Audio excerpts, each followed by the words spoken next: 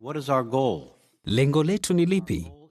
Lengo letu ni kugusa hisia za ndugu zetu, kuwachochea wampende Yehova zaidi, wazidishe kina cha upendo na ushikamanifu wao kwa Yehova. Lakini tutatimizaje lengo hilo?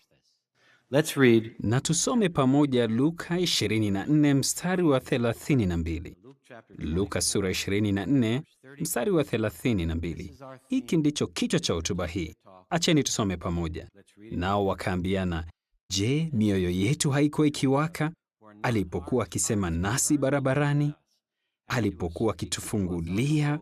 Na kama maelezo ya chini katika tafsiri ya 2013 yanavyosema, akifafanua waziwazi maandiko, mioyo iliwaka Yesu alipoyafungua au alipoyafafanua waziwazi maandiko. Lakini ukweli ni kwamba hawakujua ni Yesu. Alikuwa mwanaume fulani barabarani, alikuwa akisoma maandiko. Yesu hakusema, je, mwajua mimi ni nani? Akijaribu kuwavutia, hivi ndivyo ninavyoonekana baada ya ufufuo. La, maandiko ndiyo yaliyofanya mioyo yao iwake. Hali kadhalika sisi hatuwezi kufika kwenye kusanyiko la pekee na kusema au kutoa hotuba katika kusanyiko la mzunguko na kusema tu, mimi ni mwakilishi wa ofisi ya tawi. Sharti mioyo yenu iwake. Ni sharti tufafanue maandiko. Mioyo huwaka tunapofundisha kwa kutegemea maandiko. When we teach from the scriptures. So, Hivyo unapotoa hotuba yako, badala ya kufikiri jinsi ya kufafanua taarifa zilizo katika muhtasari, ni muhimu zaidi kutambua jinsi taarifa hizo zinavyoungwa mkono na maandiko. Kisha tufundishe. Tutafundishaje? Tutafundisha taarifa hizo zilizo katika muhtasari kwa kutumia maandiko. Ili kutimiza lengo hilo, tunafuata mbinu hii SFMM: RIA. R E soma, fafanua, mfano, matumizi. Tuzungumzie mambo haya moja baada ya nyingine. Kwanza, soma. Tunapotoa utangulizi wa andiko, hakuna haja ya kuomba radhi kwa kuwasomea wasikilizaji neno la Mungu. Kwa mfano, kwa kusema, najua mmewahi kusoma andiko hili, lakini acheni tulisome tu. Akina ndugu watapata wazo gani tukisema hivyo? Wataelewa tunasema, niwie radhi ninaposoma andiko hilo kwa sababu liko katika muhtasari na lazima nilisome. Lakini hatujawapa wasikilizaji sababu yoyote ya pekee ya kusoma andiko hilo. Kwa kweli, Yesu angefanya hivyo? Je, angesema hivi aliposoma Isaya 61, najua mmewahi kusoma andiko hili, lakini acheni tulisome tu, na Roho ya Mungu iko juu yangu? La, hangesema hivyo. Kwa hivyo, tunapaswa kuwapa wasikilizaji sababu ya kusoma andiko. Kazi yetu ni kuamsha hamu na kuzingatia kwa nini wasikilizaji wasome andiko hilo, hata kama ni andiko wanalofahamu. even if it's a familiar scripture. For example, Kwa mfano, Ufunuo 21 mstari wa 4 ni andiko linalofahamika sana. Vipi ikiwa tungesema hivi kabla ya kulisoma? Tafadhali zingatia maneno yanayotumiwa, kisha ukazie neno naye au Mungu atafuta kila chozi katika macho yao. Haisemi machozi yote yatafutwa kwa wakati mmoja. Na sasa tunaonyesha jinsi Yehova anavyotuhangaikia kibinafsi. Tunatumia andiko linalofahamika, lakini pia tunapata jambo tofauti katika andiko hilo. Hiyo ni kazi, lakini tunahitaji kufanya hivyo. Inapendeza sana kwamba katika barua ya maagizo tunataka mkazie fikira jambo hili kuhusu programu ya kusanyiko la mzunguko la 2015. Tunakumbushwa hivi: wape wasikilizaji nafasi ya kutosha kufungua maandiko. Kwa nini? Inasema wanahitaji kufuatana nasi, yaani msemaji, unapofafanua, unapojadili na kutumia maandiko. Hivyo ikiwa hawatazami maandiko kwa sababu tuko mbioni, mioyo yao itawakaje? Haitawaka. they won't. But just because we Hata hivyo, mioyo ya wasikilizaji wetu haitawaka tu eti kwa sababu tunasoma Biblia. Ili tuguse hisia za ndugu zetu, tunahitaji kufafanua mistari ya Biblia. Tufafanue waziwazi kuliko wanavyotarajia.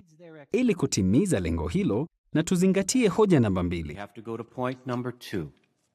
And point number 2 Hoja namba 2 ni fafanua. Kufafanua kunamaanisha kufanya jambo liwe bayana, liwe wazi, lieleweke kwa njia rahisi. Hivyo iwapo maana ya andiko si wazi kwangu kama jua la adhuhuri, haitakuwa wazi kwa wasikilizaji wangu. Litafunikwa kama kwa wingu na tope akilini mwa wasikilizaji wangu. Hivyo fikiria wazo hilo kikamili hadi utakapoelewa maana ya andiko na jinsi ya kulifafanua. Ikiwa wazo haliwezi kufafanuliwa kwa urahisi, achana nalo. Epuka mtego huu. Nisipofaulu kuwasadikisha, nitawachanganya. Lakini nitafanyaje jambo liwe wazi? Nitafanya nini? Kwa kawaida muhtasari wana mfano mzuri wa kufanya maana ya mistari iwe wazi. Lakini nyakati nyingine sisi ndio tunaopaswa kutafuta mifano hiyo. Hiyo ni kazi ya msemaji.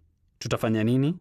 Huenda itatubidi kugawanya sehemu za andiko, tutenge sehemu hususa zinazohusiana na kichwa, tuchanganue muktadha, habari za ziada, kikao, nguvu ya maneno, labda pia lengo la msemaji au kusudi la mwandikaji. Kila mara jiulize, wasikilizaji watafikiria nini wakati huu? Watafikiria nini kuhusu mstari huu? Kwa mfano, acheni tuchunguze Wakolosai sura ya 3 mstari wa 15. Andiko hilo liko katika hotuba namba 4 katika programu ijayo. Ukurasa wa pili unasema Wakolosai 3:15. Sasa huu ni mfano kuhusu kugawanya sehemu za andiko. Tayari andiko limegawanywa, lakini tazama jinsi ambavyo limefanywa. Tunahitaji kufanya nini?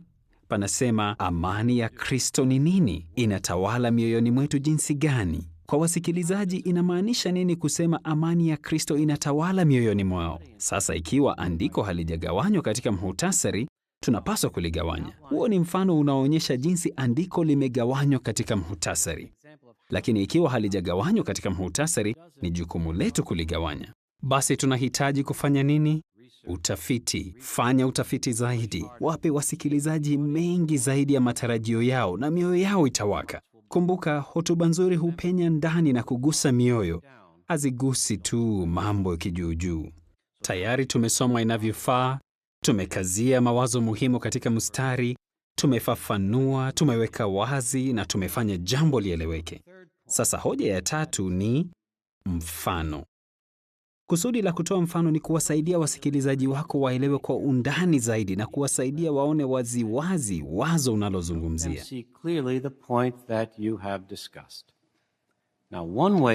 Njia moja ya kutoa mfano kuhusu wazo fulani ni kutumia vielezi kwa njia nzuri. Na tuchunguze mfano mmoja. Tuna ile hotuba ya dakika 60 katika ukurasa wa 4, hotuba namba 10, chini ya kichwa mambo ya kutusaidia kufuatilia amani. Na hapo ukichunguza utaona panasema toa mfano. Tunatoa mfano kuhusu nini? Tunatoa mfano kwa kutumia kielezi. Kielezi gani? Tumepewa machaguo mawili. Inasema Waamuzi sura ya 8 mstari wa 3 kumhusu Gideoni, au Mwanzo 33 mstari wa 1 hadi 4. Hivyo tutachukua chaguo moja. Tuseme umechagua Mwanzo 33 kumhusu Yakobo na Esau. Umechagua kielezi hicho. Sawa, basi unasoma mistari hiyo. Unachunguza rejeo katika Mnara wa Mlinzi la 2011.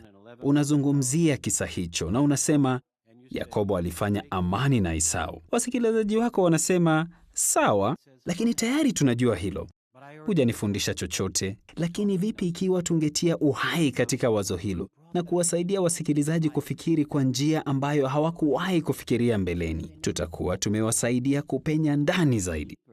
Kwanza, ili tuwasaidie wasikilizaji, ni lazima tufikiri kwa njia ambayo hatujawahi kama kufikiri. Hivyo kwa mfano, vipi ikiwa tungesema Yakobo angewaza jinsi gani?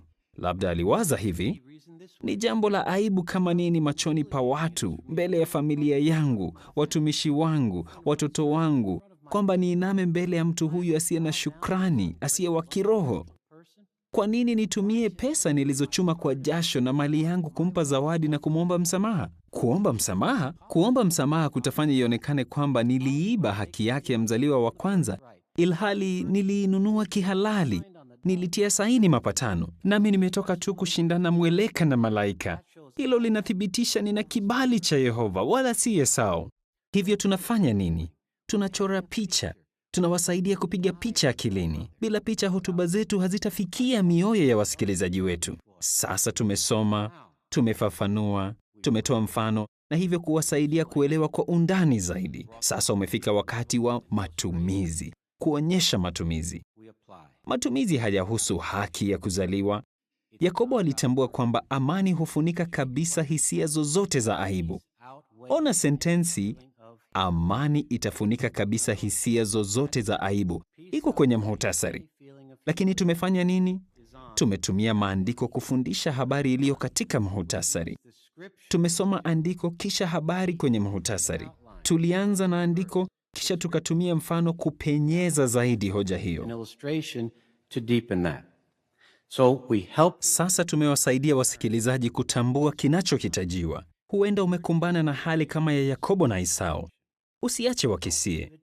Wape ishara kisha wasaidie. Hili ndilo wazo kuu, ndilo jambo tunalopaswa kujifunza, ndilo jambo tunalotaka mkumbuke. Kisha liseme, lakini litumie kwa njia itakayogusa mioyo ya wasikilizaji, njia inayowachochea kibinafsi. Ukifanya hivyo, mioyo yao itawaka. So in summary, Kwa kurudia, tunatoka na wazo gani katika hotuba hii? Mioyo huwaka tunapofafanua maandiko waziwazi. Hivyo tumia maandiko kufafanua muhtasari. scriptures explain the outline. Ria. SFMM. Soma. Chochea hamu ya kusoma andiko na uzingatie kwa nini wasikilizaji wanapaswa kusoma andiko hilo. Fafanua kwa njia yenye kueleweka iliyo wazi. Jiulize, kwa nini wasikilizaji wasome andiko hili? Nalo lina uhusiano gani na jambo linalozungumziwa? Mfano, wasaidie wasikilizaji wako waelewe zaidi kwa kutumia kielezi kitakachowasaidia kukumbuka wazo kuu na kitakachokazia wazo hilo akilini na mioyoni mwao. Matumizi. Wasaidie wasikilizaji sasa waelewe jinsi habari hiyo inavyohusika maishani mwao na katika uhusiano wao na Yehova. Hivyo ukisoma, ukifafanua, ukitoa mfano na ukionyesha matumizi, wasikilizaji wako watachochewa. Akina ndugu watathamini, nao watasema, moyo wangu uliwaka kwa sababu ulinifungulia maandiko. He opened up the scriptures to me.